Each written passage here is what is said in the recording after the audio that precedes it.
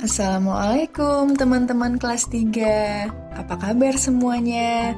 Guru harap kalian dalam keadaan sehat ya. Dan semoga selalu semangat untuk belajar meskipun dari rumah. Sebelum kita mulai belajar, silahkan teman-teman menyiapkan modul tematik tema 1, alat tulis, dan botol berisi air minum. Pilihlah tempat yang nyaman dan suasana yang tenang untuk teman-teman belajar. Setelah itu, marilah kita mengawali pembelajaran ini dengan berdoa.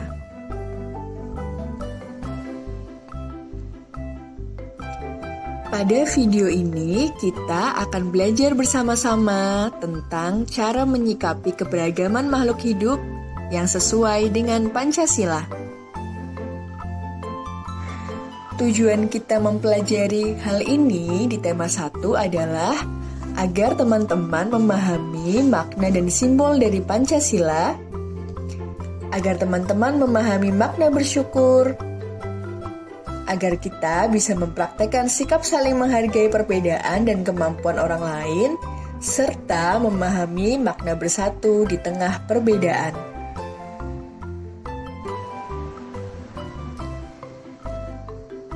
Ada 3 sikap utama yang sesuai dengan Pancasila dalam menyikapi perbedaan yang ada di antara makhluk hidup.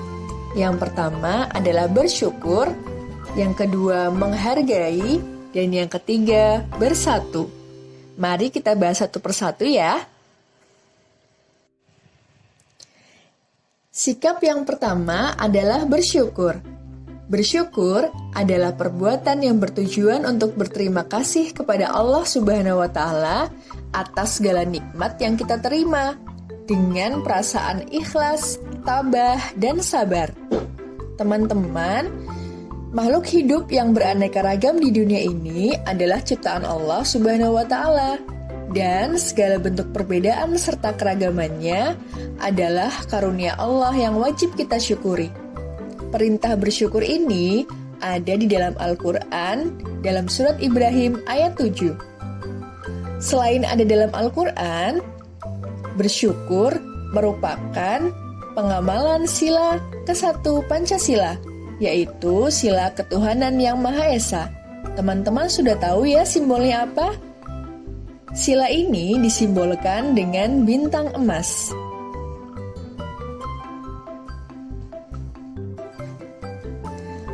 Lalu, bagaimana caranya bersyukur kepada Allah Subhanahu wa Ta'ala? Berikut Bu Guru sampaikan beberapa contohnya. Melaksanakan perintah Allah dan menjauhi larangannya, menjaga kesehatan tubuh dengan cara menjaga pola makan, berolahraga dan istirahat yang cukup, menyayangi dan berbuat baik kepada seluruh makhluk hidup, baik itu manusia, hewan, maupun tumbuhan. Memanfaatkan nikmat Allah yang sudah diberikan kepada kita untuk kebaikan, serta menjaga kebersihan dan kelestarian lingkungan. Teman-teman bisa menyebutkan contoh yang lain ya. Sikap selanjutnya yang perlu kita pahami adalah sikap menghargai perbedaan dan menghargai kemampuan orang lain. Allah Subhanahu wa Ta'ala menciptakan kita dan makhluk hidup lain yang berbeda-beda.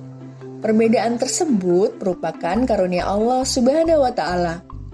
Perbedaan biasa disebut juga dengan keberagaman, teman-teman. Nah, keberagaman inilah yang membuat kita belajar akan pentingnya menghormati dan menghargai orang lain. Seperti firman Allah dalam surat Al-Hujurat ayat 13. Nanti teman-teman bisa dibaca di Al-Quran masing-masing ya. Silahkan dibaca juga dengan terjemahannya. Mengapa Allah menciptakan kita berbeda-beda? Tujuannya salah satunya adalah agar kita saling kenal mengenal. Sikap saling menghargai sesama juga sesuai dengan Pancasila sila yang kedua. Bunyinya apa ya teman-teman? Ya, kita sebutkan bersama-sama ya. kemanusiaan yang adil dan beradab. Sila ini dilambangkan dengan rantai. Teman-teman, bagaimana ya caranya kita menghargai perbedaan di antar sesama? Berikut adalah sikap yang bisa kita lakukan dalam kehidupan sehari-hari. Tidak menghina kemampuan orang lain, tidak meremehkan kemampuan orang lain, menghargai kemampuan dan kesukaan orang lain, memberikan saran apabila ada teman atau keluarga yang melakukan kesalahan, serta belajar dan berlatih bersama untuk meningkatkan kemampuan. Selain itu, masih ada banyak cara lain dalam menghargai perbedaan.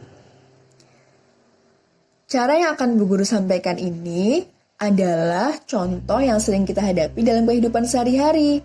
Misalnya, jika ada teman yang kesulitan mengambil barang di tempat yang tinggi, kita dapat membantu mengambilkannya. Atau jika ibu kita atau orang lain kesulitan dalam membawa barang, kita dapat membantu membawakan sebagian barang. Serta, jika di sekolah atau di tempat kita bermain, ada teman yang kesulitan dalam menari atau mengerjakan tugas yang lain, kita dapat mengajaknya untuk berlatih bersama teman-teman. Sikap selanjutnya yang akan kita pelajari adalah bersatu dalam perbedaan. Bersatu dalam perbedaan dapat ditunjukkan dengan kerjasama. Kerjasama adalah pekerjaan yang dilakukan dua orang atau lebih secara bersama-sama untuk mencapai tujuan bersama. Manusia perlu bekerja sama dengan orang lain karena manusia adalah makhluk sosial. Artinya, manusia tidak dapat hidup sendiri tanpa bantuan orang lain.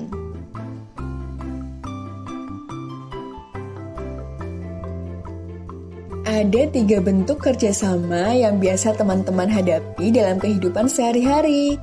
Yang pertama adalah kerjasama di rumah, kedua kerjasama di sekolah, dan ketiga kerjasama di lingkungan masyarakat. Apa saja contoh kerjasama yang dapat dilakukan? Misalnya kerjasama di rumah, membersihkan rumah bersama, membantu ibu memasak, atau bekerjasama menjaga keindahan rumah. Kerjasama di sekolah dapat dilakukan dengan cara belajar berkelompok, melaksanakan tugas piket, dan melaksanakan kerja bakti membersihkan sekolah. Di lingkungan masyarakat, kerjasama dapat dilakukan dalam bentuk kerja bakti membersihkan selokan, gotong royong membangun pos ronda, masjid, dan bangunan lain. Bisa juga dengan cara membantu warga yang sedang mengalami kesulitan. Teman-teman bisa menyebutkan contoh lain ya. Contoh kerjasama yang pernah teman-teman lakukan di lingkungan rumah, sekolah, atau lingkungan masyarakat tempat teman-teman tinggal. Selain karena manusia adalah makhluk sosial, alasan kita bekerja sama adalah karena kerjasama mempunyai banyak manfaat. Berikut adalah manfaat dari bekerja sama. Pekerjaan yang sulit menjadi lebih mudah, pekerjaan yang berat menjadi lebih ringan, pekerjaan lebih cepat selesai, mempererat silaturahmi dan persaudaraan, serta melatih diri menghargai orang lain. Demikianlah pembelajaran PPKN untuk tema 1. Semoga ilmunya bermanfaat ya. Jangan lupa mengakhiri pembelajaran dengan doa. Wassalamualaikum.